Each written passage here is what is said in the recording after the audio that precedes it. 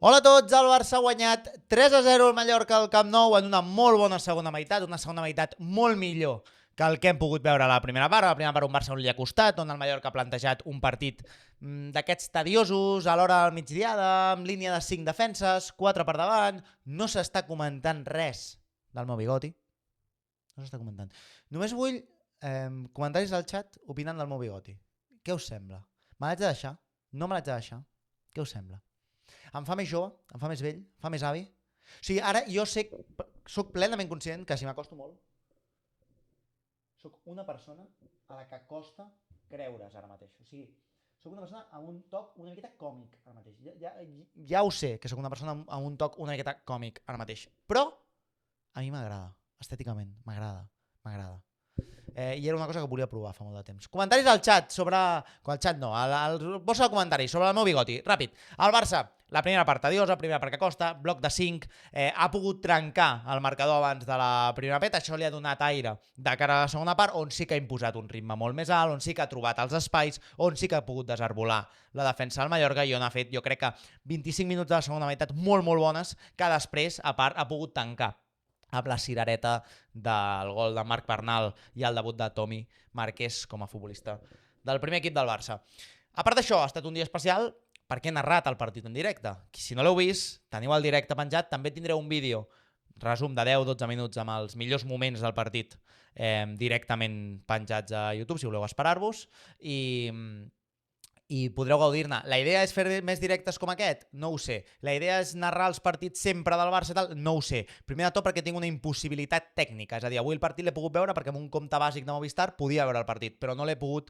Però els altres dies no podré fer-ho. O sigui, depèn de que Movistar triï que el partit més obert que fa de la seva plataforma és el Barça, i no sempre és així. Per tant, haig de veure tècnicament com ho faig. L'altre és el desgast que suposa, vull dir, estic bastant esgotat, però bueno, m'ha agradat fer-ho, m'he trobat a gust. El que passa que és veritat que quan miro només el partit pendent del vídeo que faré després, suposo que aquest vídeo estarà el veureu, el notareu diferent de cara als detalls que puc aportar i que no puc aportar, perquè quan estic narrant no estic tan atent als partits que he fet. Bueno, en fi, són merdes meves. El partit del Barça a la segona meitat m'ha agradat, la primera no tant, però s'entén en aquest context d'un calendari tan tapaït, tants partits, el que ve per endavant, que és una semifinal de Copa amb l'Atlético Madrid dijous, molts futbolistes que no hi eren. Per fer això, Hansi Flick ha optat per un 11 una miqueta diferent. Diferent per què? Perquè donaven minuts a Caçador. I per davant seguien imposant-se Fermín i Olmo. Avui, sobretot a la primera part i un tram de la segona, amb un 4-3-3 més fixe, amb Dani Olmo i Fermín López m'han semblat futbolistes amb una miqueta més d'alçada i Caçador com un pivot únic.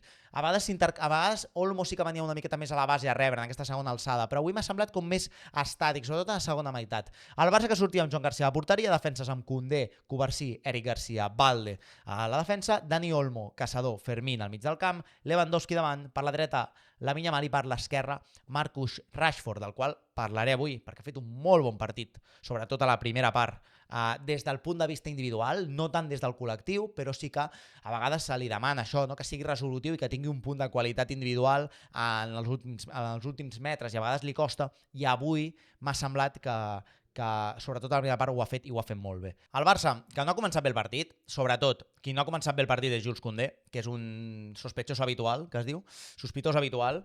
No ha començat bé el partit Jules Koundé, moltes empanades, el pla de Mallorca era bastant evident, línia 5, línia 4, partit tediós, partit amb molta impossibilitat per sobretot els primers minuts, el Barça trobar superioritats per dintre i activar Fermín, Dani Olmo i poder girar el joc cap a les bandes i anar a superioritat. A les bandes, quan la pilota arribava i arribava del mateix lateral, ja hi havia moltes vigilàncies, més aquests línia 3 centrals que sí que poden anar a recolzar el carriler del Mallorca. Per tant, el Barça tenia els carrils molt tancats per aquí, molt atapeïts, i era un partit de molt d'embús i un Mallorca que estava competint bé, i a tu et faltava qualitat, i et faltava Rafinha i et faltava Pedri. Per tant, el partit pintava tediós. A part d'això, el Mallorca ofensivament què proposava? Proposava una pilota llarga a Murici, que és segurament un dels futbolistes que més pilotes guanya, pilotes aèries, i que és capaç de donar més continuïtat al joc. Murici, que ha pogut donar continuïtat sobretot al primer tram de la primera meitat, i que cada cop que aconseguia activar el futbolista que venia de cara, el futbolista que venia de cara podia girar el joc buscant esquenes de laterals. I això ho ha aconseguit fer més d'una vegada trobant Jan Virgili, que és un futbolista canterà del Barça. El Barça encara té dret sobre aquest futbolista, és un futbolista que a mi no em desagrada gens.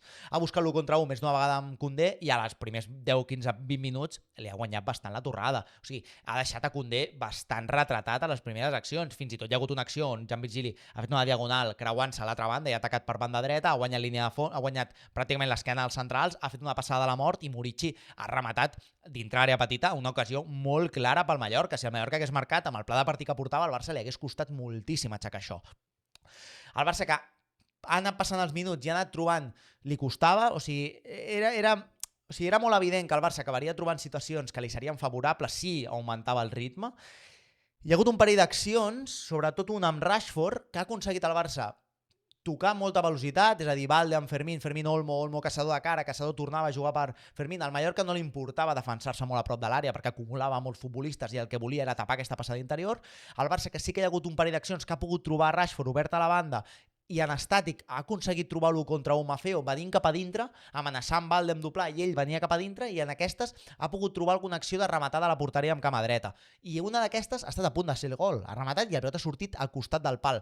Però una acció que mostrava valentia, que mostrava rebel·lia, que mostrava una solució pel Barça ofensiva, que fins a aquell moment no hi havia cap solució ofensiva. Rashford ha trobat aquesta solució ofensiva, el pilot ha sortit fora, i a la següent, una jugada molt similar, Rashford ha tornat a fer la jugada d'esquerra cap a dintre, retalla, se la posa bé a la dreta, rematada, té sort al Barça perquè la pilota pica amb el defensa del Mallorca, perquè si arriba a anar directament a porteria o el jugador del Mallorca la toca i cau a Lewandowski fora de joc, però toca, surt la pilota rebota cap endavant, toca Dani Olmo, torna a caure per Lewandowski i Lewandowski habilitat perquè no és fora de joc després del segon toc de Dani Olmo, rep la pilota, se la posa bé a la dreta i remata a gol. Si li cau un rebot dintre l'àrea a Robert Lewandowski, estàs mort. Li ha caigut el rebot dintre l'àrea, la trepitja i la cama dreta marca l'1-0. I era un gol que servia per una miqueta d'estensar tot aquest ambient d'ai, partit on que costarà, partit que no estem generant. Llavors hem marxat a la mitja part, hi ha hagut una rematada de Rashford de falta que ha aturat Leo Roman, ha quedat morta, rematada de Koundé, que intenta rematar porteria, no em fareu creure que allò és una assistència. Per què no s'enfoca aquesta càmera? Ara. No s'enfoca. Fantàstic. La mà. No. Per què està desenfocat? Per què estàs desenfocada? Càmera, per què?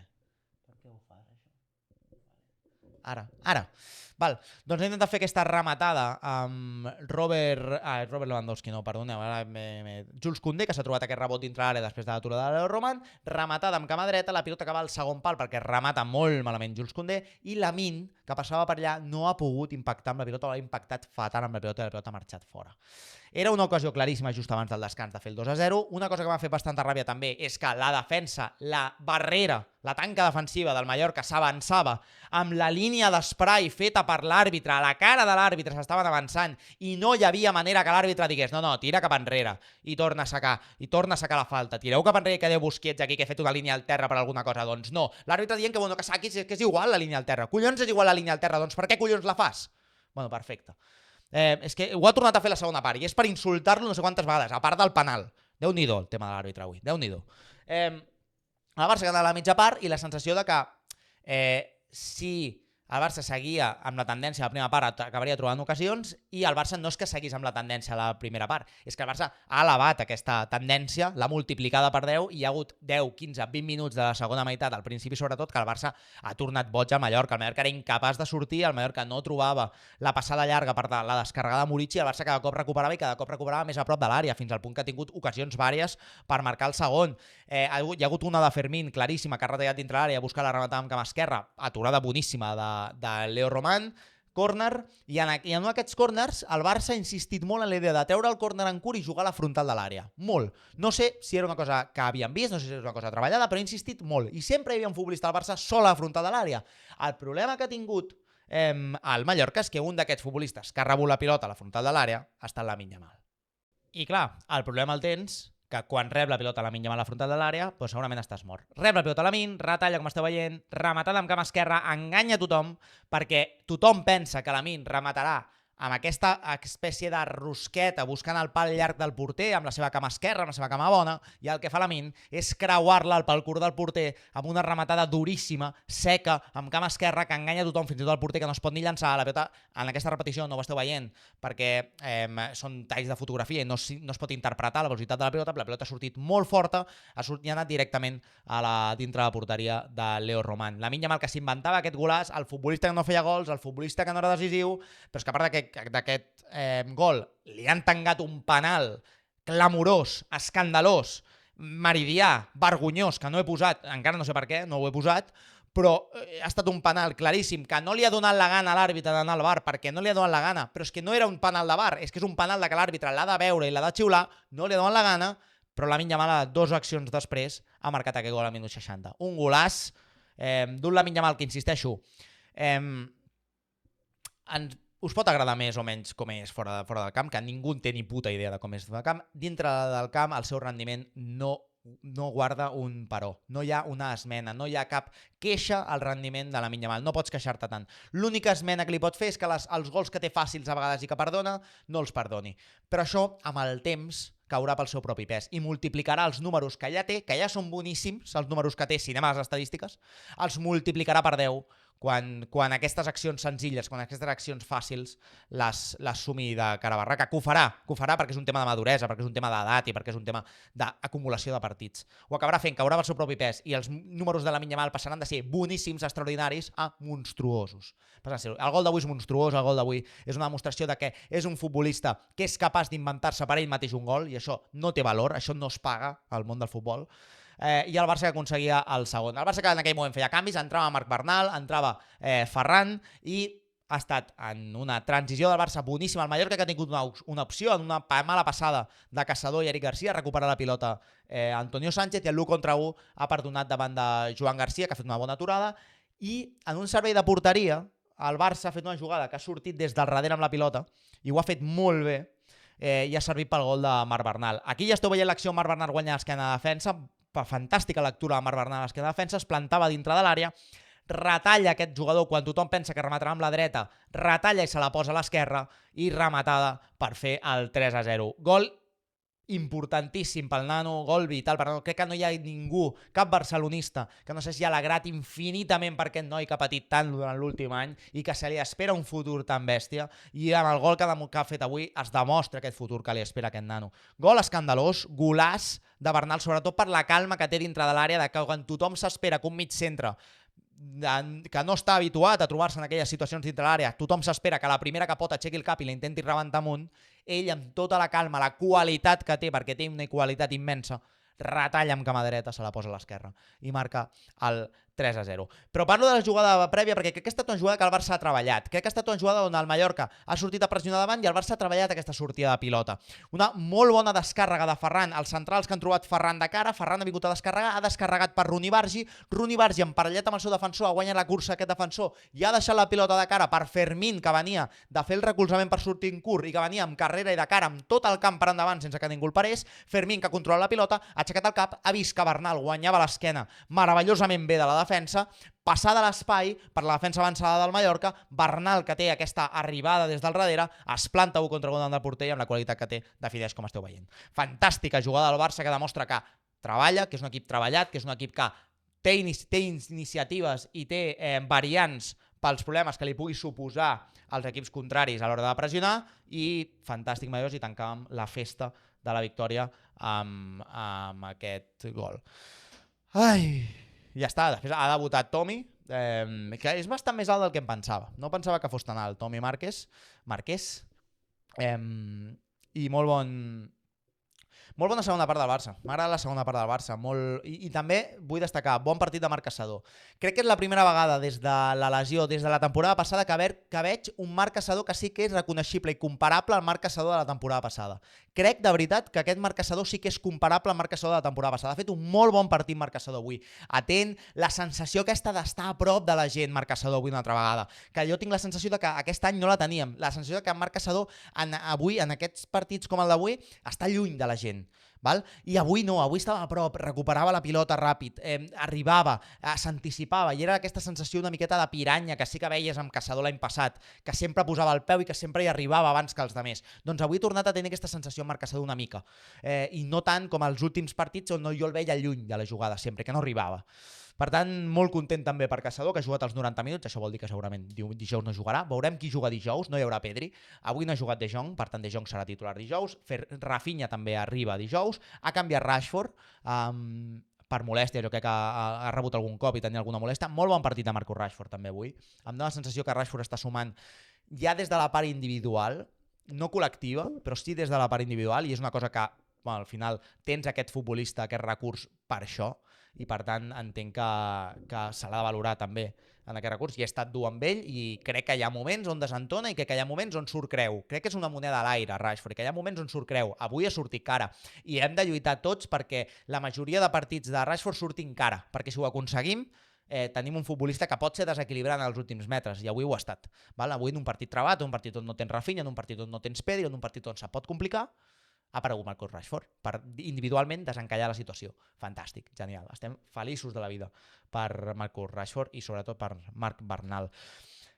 Res més, em dóna la sensació que porto 40 hores parlant, perquè clar, he narrat el partit i la situació ara és que estic esgotat. Però bueno, ara em posaré a editar-lo una mica, a deixar-vos aquest vídeo penjat, i meravellós. Espero que, si voleu, teniu el vídeo penjat al directe del partit penjat a YouTube, el deixaré allà. I me'l baixaré i faré els clips que toca. Si voleu esperar, espereu. Si no, el teniu allà penjat. M'ho he passat molt bé. Crec que una de les coses guais de fer això a xarxes és que em permet no ser immòbil amb tot el que faig, i jo sóc una persona que sóc molt immòbil. Quan una cosa m'agrada i l'estic fent bé em quedo molt clavat en el que estic fent, i crec que era el moment de fer un passet més i d'afegir coses noves al canal i fer vídeos i fer comentar el partit en directe. Crec que és una cosa bona i una cosa nova que em venia de gust fer. Per tant, molt content, m'ho he passat molt bé i espero que la gent que hagi estat amb mi al directe, que hi ha hagut un moment que hi havia 50 persones que jo pensava que no hi hauria ningú, doncs la veritat és que us ho agraeixo moltíssim. Val? Veurem dijous si ho faig, imagino que sí, imagino que pot ser que sí, però veurem com arribo també el dijous, que arribo bastant cansat, però imagino que sí que ho faré. Val? De totes maneres, en parlem entre setmana, al meu Instagram, al meu canal de Twitter també, i poca cosa més. Val? Tema eleccions, sí, Víctor Font va parlar. Víctor Font va fer una entrevista al Món RQ. Jo crec que s'equivoca, i crec que té un problema de comunicació molt bèstia, i no sé qui li porta la comunicació i no sé qui tal. Crec que sí que és veritat que se li ha d'agrair que ell intenta explicar les coses que veu malament del Barça i que s'exposa a anar a un lloc, a una entrevista. A part, consta que la relació amb Jordi Basté no és bona. Crec que se li ha d'agrair que ell té la iniciativa sempre d'intentar explicar-se. Ara bé, que intenti explicar el seu projecte, no que intenti atacar descontroladament a Joan Laporta. Més que res perquè això li va a la contra, perquè no l'afavoreix en res. No ho sé, no veig que l'afavoreixi en res criticar tota una gestió de Joan Laporta i no parlar del que ell vol proposar. Val? Fora d'aquí va fer una cosa que aquesta sí que no em va acabar d'agradar, més enllà del tema d'eco, més enllà del tema de tal, és a dir, va fer una crida a la transversalitat, va parlar d'unir forces amb Marc Síria i amb Xavier Vilajoana, que són els altres dos candidats, o almenys que han fet oficial que es presentaran a les eleccions.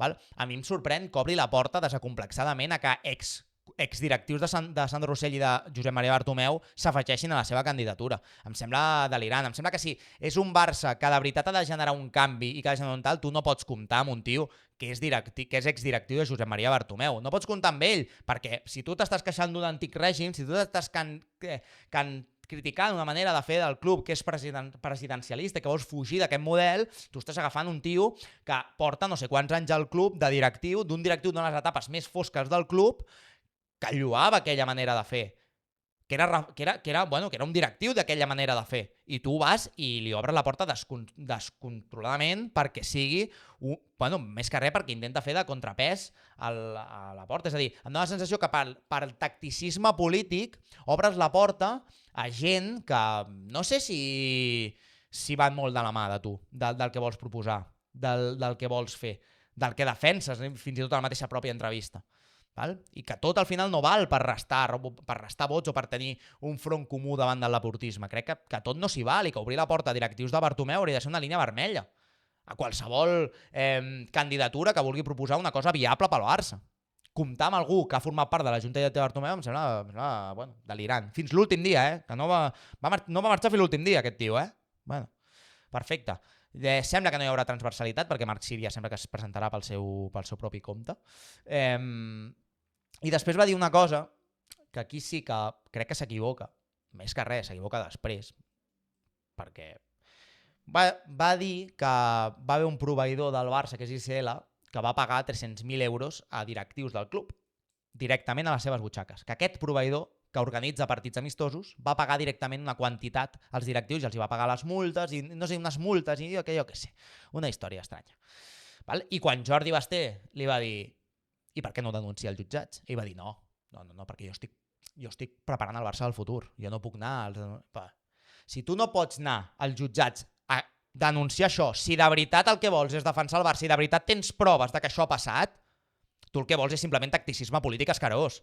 Tu no pots dir que nosaltres som els que defensem de veritat les essències del Barça i que a més volem fer un plus i un canvi per millorar la governança, millorar i tal, tenir proves de que això ha passat i no anar a denunciar-ho perquè, tacticisme polític escarós de jo vull escampar la merda però no vull jugar-me-la a un jutjat i que quedi retratat davant del jutge. I que el jutge em digui que no tinc proves i això m'ho mengi i això electoralment em penalitzi. No vull això, però escampar la merda sí que la vull. Doncs això demostra estimar molt poc el club, crec. I una cosa que defenses tu és que vols estimar el club per sobre de tot. I això em sembla una puta vergonya que sàpigues que hi ha això, que tinguis proves de que això existeix i que no te'n vagis a la policia a denunciar-ho. Em sembla una vergonya i em sembla d'estimar molt poc el club. De veritat. I tots els que ho defensen em sembla que és estimar molt poc el club, que si hi ha proves d'això no ho porteu als jutjats a denunciar-ho. De veritat. Ja està. Després va dir el tema de Deco, també. El tema de Deco, que és bàsicament dir que Deco no serà el seu secretari tècnic. Clar, és que te la jugues tant quan fas això. O sigui, surts, dius que Deco no serà el teu secretari tècnic, però dius que vols Hansi Flick. I després el Bastet li pregunta però si Hansi Flick li demana que Deco es quedi, què farà? I clar, diu, doncs llavors en parlarem. Clar, o sigui, és un altre cop, una mostra un altre cop d'improvisació, que és tot el que critiques de la Junta actual. No ho sé qui t'aconsella a dir aquestes coses. Més que res després, perquè després, 3 quarts d'hora després, surt Hansi Flick a roda de premsa, li pregunten quina relació té amb Deco i diu que és el millor secretari tècnic amb el que ha treballat mai. I tu li vols treure aquest secretari tècnic. A un entrenador el que representa que vols. És que fa pudor a Sandro Rossell tot plegat. És que fa pudor a Sandro Rossell quan Sandro Rossell va dir que Chiqui Berenstein no seria el seu secretari tècnic, però que sí que volia Guardiola. I després Guardiola el va aïllar, el va deixar sol a Guardiola. Perfecte. No sé si no m'ha après dels errors del passat. No sé si no m'ha après. Al final és que no et calia dir-ho. Dius, parlarem amb tothom, si guanyem les eleccions parlarem amb tothom i Deco veurem si forma part de l'organigrama o no, si ell està d'acord, si tal. I ja està. I no tens cap més problema. Però què t'has fotut tu sol amb aquest marrón? I al cap de mitja hora, insisteixo, surt l'entrenador del Barça i et fot un pal. Indirectament, però te'l fot. No ho sé. Insisteixo, no sé qui els hi porta la comunicació a aquesta gent, però ja triguen a fer-los fora. De veritat. I és que a nosaltres que l'únic que ha de fer Joan Laporta és esperar. És esperar. Parlar poc i esperar. Per guanyar les eleccions. Sincerament. En fi, ens veiem aquesta setmana, dijous, Barça-Atlético, semifinals de Copa, Atlético-Barça, partidàs, i veurem si, insisteixo, si el faig en directe o no. Petons, abraçades, gràcies per ser-hi. Arso!